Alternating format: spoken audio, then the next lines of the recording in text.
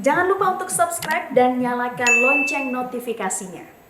Pemirsa, Jawa Tengah menjadi salah satu daerah yang akan menerapkan PPKM darurat karena lonjakan kasusnya yang tinggi. Lalu apa saja yang akan dilakukan pemerintah Provinsi Jawa Tengah selama PPKM darurat diberlakukan? Kami langsung akan menanyakannya kepada Gubernur Jawa Tengah, Ganjar Pranowo. Selamat sore Pak Ganjar. Pak Ganjar, jadi apa saja nih yang sudah dipersiapkan Pak terkait PPKM darurat yang akan mulai dilaksanakan pada tanggal 3 Juli esok Pak? Ya Mbak, kami juga sudah mencoba untuk pemanasan lebih dulu. Kemarin sudah kita keluarkan instruksi gubernur untuk melakukan pengetatan-pengetatan, termasuk saya meminta agar area-area daerah-daerah atau RT-RT yang sudah zona merah ditutup. Ini penting untuk kita lakukan dan saya melakukan pengecekan hari ini di Purworejo, sebentar lagi saya ke Kebumen sore ini untuk melihat pelaksanaan di lapangan. Di Purworejo tadi bagus sekali sehingga kita bisa melihat bagaimana upaya masyarakat, tokoh masyarakat, RT-RT sempat semua membantu dan saya titipkan awas tanggal 3 nanti akan ada PPKM darurat. Tolong sampaikan kepada masyarakat aturan-aturan yang ada. Olahraga, pariwisata tutup sementara. Toko-toko atau toko besar atau mal dan sebagainya tutup sementara. Ibadah di rumah dulu. Ini kita sampaikan. Dan kalau nanti ketentuan sampai dengan toko-toko katakan yang dibuka sampai dengan jam 8 malam tidak ditutup, pasti kami akan minta ditutup.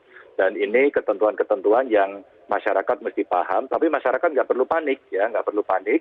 Karena sektor-sektor utama ekonomi masih diperkenankan dengan aturan-aturan yang ketat, sehingga kita harapkan nanti masyarakat juga bisa taat soal itu, termasuk 5M yang mesti ditaati, dan nanti dengan TNI, Polri, dengan Kapolda, Pangdam kami sudah bicara, dan tadi briefing dari Pak Menko Marinvest, dari Kapolri, dari Panglima TNI juga sudah diberikan, maka tugas kami tinggal melaksanakan di lapangan, Mbak. Dan insya Allah Jawa Tengah siap. Baik, Pak Ganjar, ini kan di Jawa Tengah masih ada 25 kabupaten dan kota yang masuk begitu dalam zona merah. Kemudian bagaimana mekanisme yang akan dilakukan oleh pemerintah provinsi terkait dengan pembatasan aktivitas ataupun juga pergerakan masyarakat ini, Pak? Ya, kalau kemudian kita sudah mengikuti jumlahnya sebentar lagi turun, instruksi Mendagri turun, ketentuan dari Kementerian Perhubungan turun, maka tugas kami di daerah adalah melaksanakan itu. Bersama-sama kawan-kawan bupati wali kota, termasuk Forkompimdanya, kita akan atur ya. Kita akan atur untuk mendeteksi agar tidak terlalu banyak yang keluar. Dan dari kepolisian sudah menyiapkan simulasi-simulasi mana area-area yang nanti harus kita jaga atau kalau perlu kita tutup ya. Sehingga masyarakat betul-betul selama 14 hari setidaknya mereka nanti menjaga dirinya agar tidak terlalu banyak mobilitas.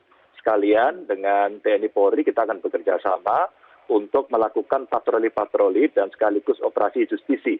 Sehingga kita harapkan masyarakat paham. Kalaulah kemudian sore ini itu bisa keluar, harapan kita besok pagi Mbak, kita bisa sosialisasi. Kita announce sebanyak-banyaknya dan seperti Metro hari ini kita sampaikan pemberitaan ini agar masyarakat semua mengetahui pengumuman ini. Gitu. Baik, Pak Ganjar, terkait dengan ketersediaan rumah sakit, kemudian juga tenaga kesehatan, ini seperti apa Pak?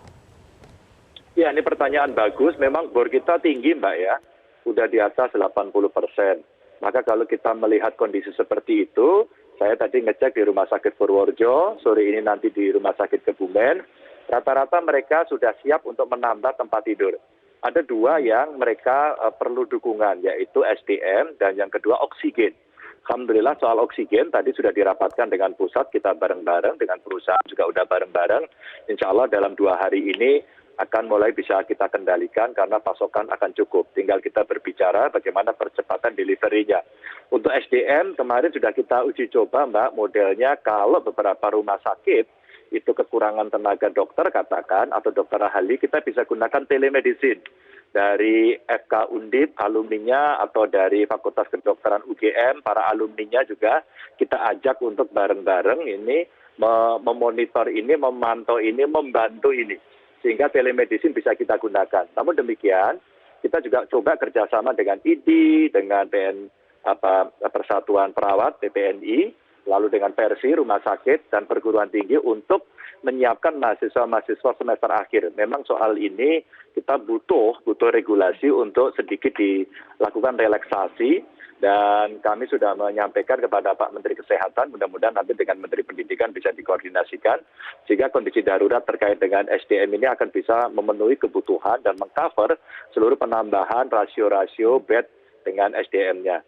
Juga sudah disiapkan Mbak rumah sakit darurat di Kota Semarang buat, di Kota Solo buat, di Banyumas buat, di Kendal buat. Kita harapkan kabupaten kota juga menyiapkan hal serupa, termasuk tempat-tempat isolasi mandiri. Jadi hulu hilirnya coba kita kerjakan bersama. Baik, terima kasih Pak Ganjar Pranowo atas penjelasannya di Metro hari ini.